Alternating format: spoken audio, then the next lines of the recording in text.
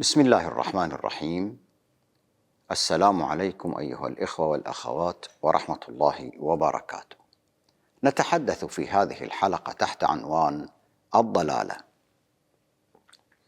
الضلالة مصطلح عام يطلق على من يسلك طريقا لا يوصله للمطلوب، كبطلان العمل وضياعه، ويقال ضل سعيه لم ينجح في مسعاه، ضل الشيء خفي، مثل ضل الميت في الأرض تلاشت عظامه في التراب، وقالوا أإذا ضللنا في الأرض أإنا لفي خلق جديد، هذا هو المعنى. ويقال وجد ضالته، أي ما كان مفقودا لديه أو ما كان يسعى إليه ووراءه. وفي القرآن ما ضل صاحبكم وما غوى، أي ما عدل عن الحق والهدى. الضلال مفهوم اعتنى به القرآن وأطلقه على العديد من الحالات والمواقف السلبية ليصف به حالة من أساء الاختيار فترك الحق والصواب واختار ما يقابلهما، كالكفر بالإيمان والشرك بالتوحيد والمضلين بالمهتدين والافتراء بالصدق والأهواء بالحقائق والغفلة بالذكر والقنوط بالأمل والتبعية بالاجتهاد والفرقة بالوحدة والخصومة بالسلام. فهذه كلها ما ذكرناه نماذج ذكرت في آيات الله توصيفا لحالات من الضلال، لم نستعرض الآيات اختصارا.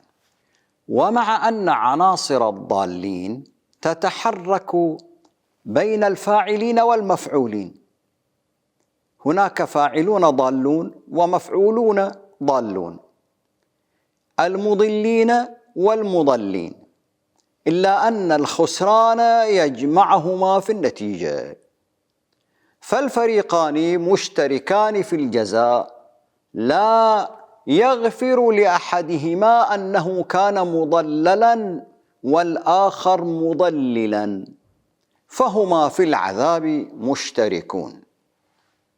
فأصل الرغبة في الضلالة مشترك بين الفاعلين والمفعولين. نعم، هناك ضلال قصد وضلال فعل. هناك ضلال قصد وضلال فعل. وضلال القصد يعني الدوافع والرغبات هو السيء، دوافعه ورغباته سيئة. وأما ضلال الفعل مع إرادة الإحسان، هو يريد أن يحسن فيخطئ، فيقع فيه حتى بعض فضلاء الناس حين يقصر علمهم لا يعلمون. خطر الضلال لا يكمن فيما يقع فيه أفراد هنا وهناك، كل عنصر منهم معزول عن الآخر في موضوع ضلاله ودافعه. فلو كان الأمر كذلك لهان خطر الضلال ولعاد كبقية الذنوب والخطايا الفردية التي لا يخلو منها الناس. ولكن القرآن يعتني بالضلال من حيث مأسسة الضلال، يعتني من حيث مأسسة الضلال والاصطفاف لأجله والاجتماع على نشره وبثه وتكاتف القوى فيه. إن خطر الضلال في منظومته التي تعمل وفق أهداف مقصودة ومناهج مخططة لبلوغ غايات مدمرة ومفسدة. القرآن يستعرض أنموذجين لمنظومة الضلال حدث في تاريخ الأنبياء. النموذج الأول سامري موسى، والنموذج الثاني مسجد ضرار. تتكون المنظومة السامرية الضرارية من مثلث، فلكل منظومة سامرية 3 عناصر إذا تجمعت تمت بها أضلاع المثلث. الأولى العالم، المفكر، الفيلسوف، المنظر، ما شئت سمه، يكون قادراً على طرح ما يمكن أن يقدم الضلال في صورة هدى، فيزين للناس الضلال ويحسنه في نفوسهم وعقولهم، ويلبسه لبوس المنطق والعلم والإيمان والهدى، ليؤسس بهذا بنيانا يعجب الناظرين يحسبه الظمآن ماء. ففي السامرية كان السامري هو المنظر، قال: بصرت بما لم يبصروا به. هذا موضع قوته، عالم، فهذه نقطة تميزه، إنه يعلم ما لا يعلمون. وفي الضرارية في زمن النبي كان أبو عامر الراهب هو الذي يبصر ما لم يبصروا به، لأنه كان عالما بالأديان، قارئا للكتب، مثقفا فيها، فكان هو المفكر فيهم. العنصر الثاني هو نفس المنتج الثقافي أو العملي أو الاقتصادي أو غيره مما يعجب الناس ويهمهم، بحيث يبدو مبهراً وجميلاً ومقنعاً، كمثال عجل السامري له خوار، ومسجد الضرار مسجد للضعيف والمسكين ولليلة المطيرة. وقد يكون نظرية اقتصادية، نظرة فلسفية، نظرية سياسية، تفسيرات دينية، مشاعر وطنية، مشاريع وأطروحات ومنتجات، أيا يكن مما يعجب الناس ويهمهم ليندفعوا باتجاهه، فيقدم للناس ما يضلهم عن الحقيقة ويبهرهم بالمظاهر، مثل عجل له خوار، لا عجل فقط، حتى لو كان خواره لا يرجع لهم قولا. الثالثة قوة، تفرض المنتج وتعمل على تزيينه وقطع الألسن عن انتقاده وبيان فساده.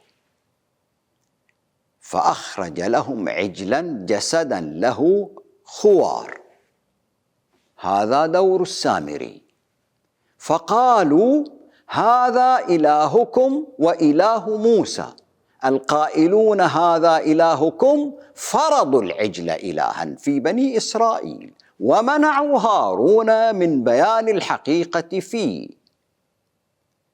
فلما قال: يا قوم إنما فتنتم به كادوا يقتلون. هذا في السامرية. وأما الضرارية في زمن النبي فكان جماعة النفاق المتواطئة مع قريش والروم.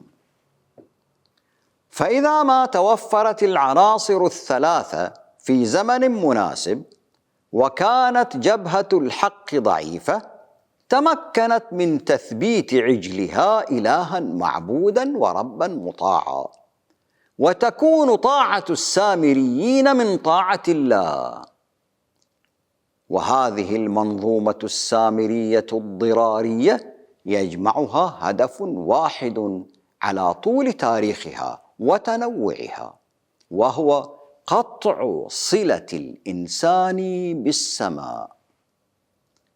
فالضالون ضلال قصد هم من قطعوا صلتهم بالسماء، والمضلون هم من يقطعون صلة الناس بالسماء.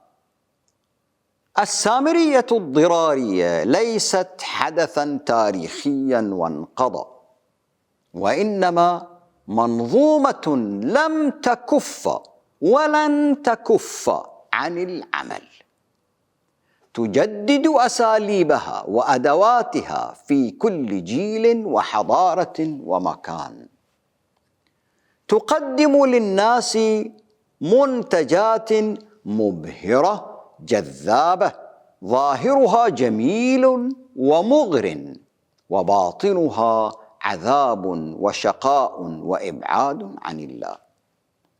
تتعدد وتتلون وتتغير منتجاتها عبر الزمان، فمرة يقدمون نظرية فلسفية أو نظرية علمية تنقض الإيمان، أو نظرية اقتصادية تطبع الصراع بين الناس على لقمة العيش، أو نظرية تساوي بين حق المجد والكسول في الرزق، أو نظرية سياسية تجمل الاستبداد والقوة والتحكم في الناس، أو تزيف خيارهم وتجير أصواتهم ضد مصالحهم وضد وحدتهم، أو تزييف السعادة على أنها منتجات استهلاكية يكدح فيها الإنسان عمره، ينتج لهم ليستهلك منهم، أو عروض شهوانية تزين الشذوذ والإباحة على أنه حرية، وقس على ذلك. والواقع إن العالم غارق في السامرية والضرارية حتى أذنيه. فالإنسان اليوم عالق في شرك الضلال، عرف أم لم يعرف؟ إذ التضليل أخذ مجالا أوسع وأعظم من مسجد ضرار ومن عجل السامري. تتلاحق الأزمات تحت أنظار الناس ومسامعهم يوما بعد يوم، لا ترى مخرجا لأزماتها إلا في الصراع واستنزاف كل شيء، والنتيجة ليست إلا معطيات من الوهم متراكمة. فكل حركة في العلاقات تبدو كقرع لطبول الحرب على علاقات أخرى هنا أو هناك، وهكذا. وما أكثر قوارع طبول الحرب، تلك التي تصم آذاننا معلنة عن استمرار أو استئناف استنزاف طاقات وخيرات الشعوب في حركة متصلة من التأجج، ثم تخمد خمودا مرحليا ولكن دون حسم. وأشربوا في قلوبهم العجل، وأشربوا في قلوبهم العجل بكفرهم. حين يكفر الإنسان بالحقيقة بعدما تتبين له أو تبين له، ويصر على تكذيب ما يعرف صدقه، فإنه يحدث خللا في منهجية عقله، كمن يحفر مجرا جديدا للماء غير مجراه الطبيعي، أو كما يبرمج المبرمج حاسوبه على إعطاء نتائج مغلوطة. فالعقل الفطري يقوم على بنية أولية سليمة، ولكنه قابل للتشويه والانخداع والتضليل عبر إصرارنا بتغذيته بالبرمجات المغلوطة. وكلما تكرر منا ذلك أو كانت المغالطة قوية وتمسكنا بها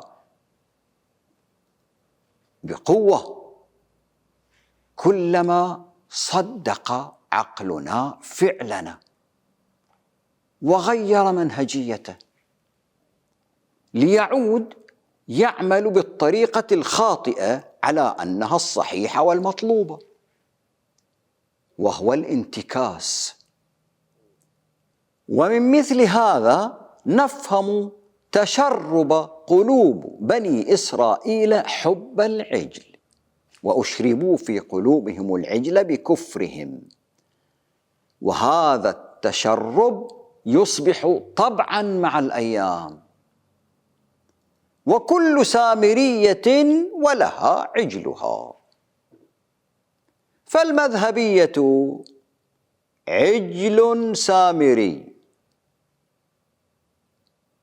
نحن عبدته، والفرقة الناجية عجل سامري نحن مقدسوها، وتقديس أقوال السلف عجل سامري، والحضارة الغربية العالمية المعاصرة عجلها الإسراف على هدى قوم لوط. كان قوم لوط أسرفوا في عمل واحد، وأما حضارة الغرب فمسرفة في كل شيء تقريبا. فعجل حضارتنا المعاصرة حب المتعة، حب المتعة في الاستهلاك حد الإسراف. ومهما يتبين للناس خطر الإسراف الذي هم فيه على البيئة والحياة برمتها، وأنه مهدد لنفس وجودنا، فإننا في سكرة عن ذلك، كالمدمنين يشترون ساعة الإدمان بحياتهم. الضرارية لم تنتهي بحرق مسجدها، بل عادت وتمكنت من جديد بعد وفاة الرسول صلى الله عليه وآله، فأحيت أهدافها الأولى. وما هي؟ والذين اتخذوا مسجدا ضرارا وكفرا وتفريقا بين المؤمنين وإرصادا لمن حارب الله ورسوله من قبل. أهداف 4: ضرار الإخوان، عملوا المسجد مضارة لإخوانهم، كفر بالأخوة، تفرقة بين الناس، تآمر مع العدو على الذات والأقربين. فهل توقفت المؤسسات القائمة عن فعل هذه الأمور أو بعضها في المسلمين؟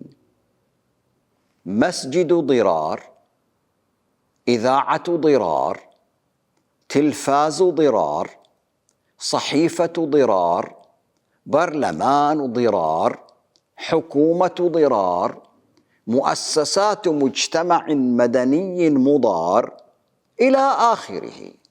لا زالت سوق هذه الغايات ال4 رائجة. الضرار بين المؤمنين انقلب إلى تقوى، هكذا يفعل العجل. التفرقة بينهم صارت تطهرا. وأما الكفر بحقوق الناس فاندس في الإيمان اندساس الماء في الماء، فلم يعد أحد يقدر على التزيل بينهما. أي الماءين طهور وأيهما مضاف غير طهور؟ وأما موالاة الغرب والشرق على حساب المسلمين فعينك وما ترى.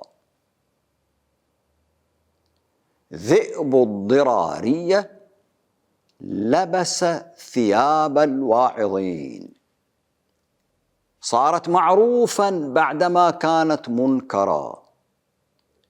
أليس من المعروف في المسلمين الحفاظ على قوة المذهب والفرقة؟ فهذا اغتسال بالنجاسة الكل يراه تطهرا. المنظومة السامرية الضرارية تجعل دعوة الإيمان وكأنها دعوة ضد مصلحة الناس ومنفعتهم، وتظهر النبيين والمصلحين وكأنهم مانع التقدم والرخاء والسعادة. الضراريون لما واجههم النبي صلى الله عليه وآله حلفوا بأنهم ما فعلوا ذلك إلا للتوسعة على الناس والرفق بالمستضعفين وإعانة المساكين. قالوا إنما بنينا المسجد للعليل، لا يستطيع الذهاب لمسجد أبعد، والليلة المطيرة، والشيخ الفاني. هذا ما أسمعوه للناس حين جادلهم الرسول، بينما هم وضعوا أسس الابتزاز في جدالهم هذا. فالناس التي تسمع الجدال تظن بأن النبي صلى الله عليه وسلم ضدهم وضد مصالحهم. إذا سمعه شيخ فان وليلة مطيرة قالوا لما منع مسجدنا؟ حين يمنع مسجدا لمثل تلك الغايات أو على الأقل يبقى شيء من هذا في قلوب من صدق بهم كريبة،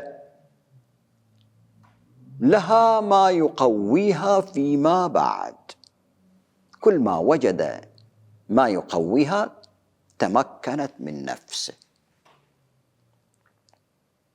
عندما يحين موعد المؤامرة التالية أو مشروع التضليل القادم فينضم مع المنضمين.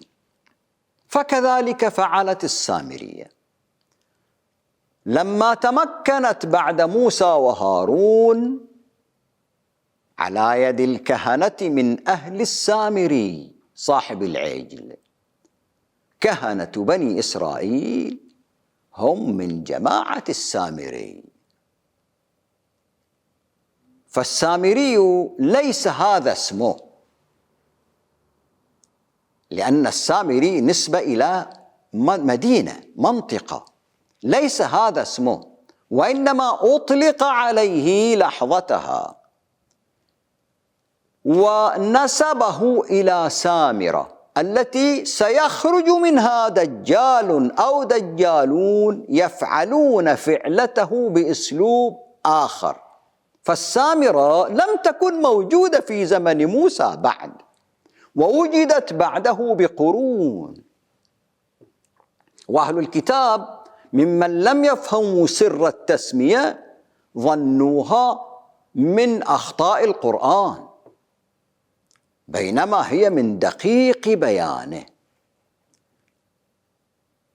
فنسب السامري لدجل هو أعظم أثرا وأبقى في بني إسرائيل، سيخرج من بلدة لم تكن موجودة بعد ولكنها ستوجد في قابل الزمان واسمها السامرة. سامري السامرة الذي جاء بعد لن يجد موسى لينسف عجله، فأصول سامري العجل ترجع إلى لاوي، واللاويون ينتسبون له، وهم من هيمن على منصب الكهانة في بني إسرائيل بعد ذلك. فالكهانة فيهم باقية.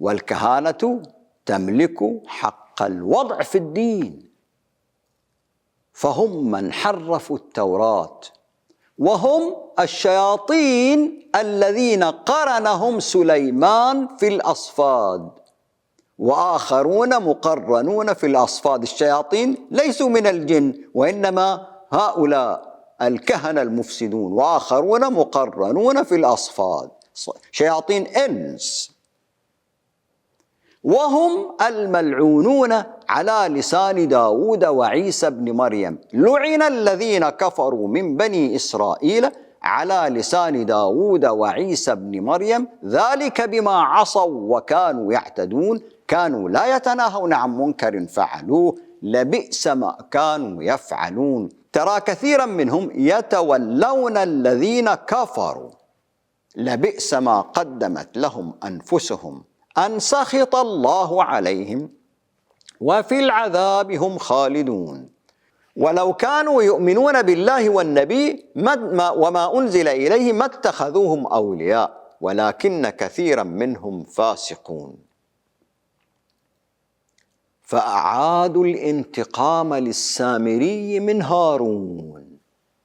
كيف؟ نسبوا لنبي الله هارون ما فعله سيدهم،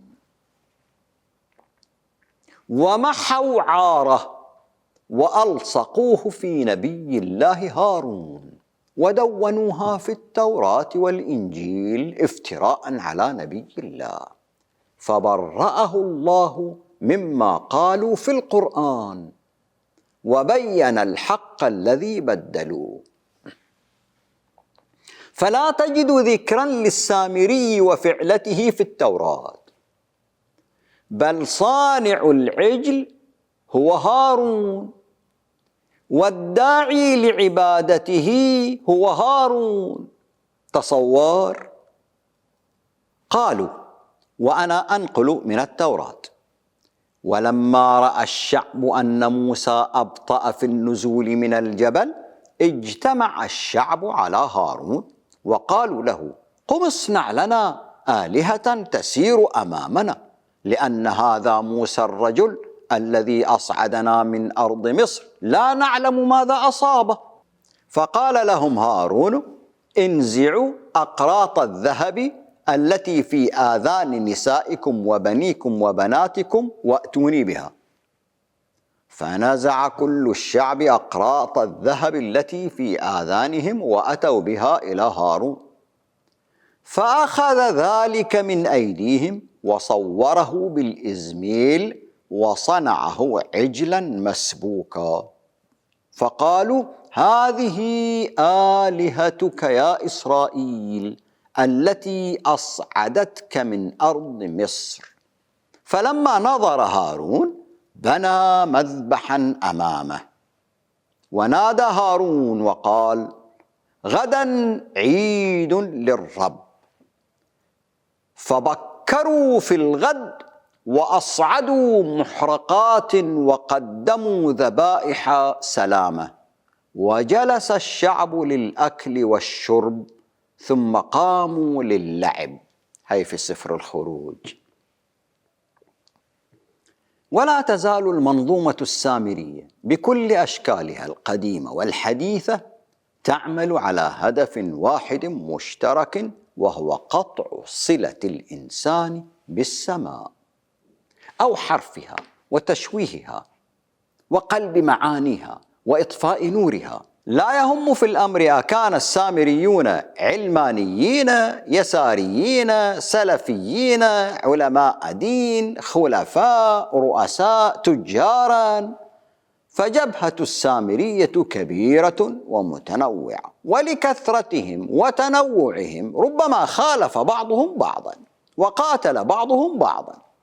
ذلك أنه لما تمكنت السامرية الضرارية من تثبيت ما حرفته من الدين والقيم على أنها هي الدين القويم والقيم الصحيحة، أورثتها لعلماء الأمة ومفكريها ممن لا يحملون نواياهم السيئة ولكنهم هم ليسوا ضراريون وليسوا سامريون، ولكنهم وقعوا في ضلالهم وهم يحسبون أنهم يحسنون صنعا.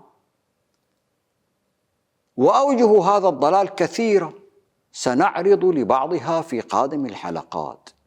فحالنا كحال عليل يداوى بالسم على أنه الترياق، وما لم يكن طبيب حاذق يستبدل السم بالترياق فمحال أن نرى العافية. ومن سمات السامرية فرض الوصاية على عقل واستقلالية وهوية الفرد، ومنعه من الدفاع عن خياراته داخل حدود العقيدة بكل حرية. هذا إلهكم وإله موسى، وانتهت. ولما عارضهم هارون كادوا أن يقتلوه. هي تعين الحقيقة وهي تفرضها، وهي تمنع الرأي الآخر أن يعبر عن رأيه منها بالتهديد أو القتل أو التسقيط، وعزل الناس عن سماع الرأي الآخر، أو بأي وسيلة مناسبة تسقط مصداقية الرأي الآخر بما تملكه السامرية من منابر وإعلام. لأن الذين يبحثون عن الحقيقة يفتحون كل الأبواب المؤدية لها، ومن يريد فرض مراده يغلق كل منفذ للخروج. والسلام عليكم ورحمة الله وبركاته.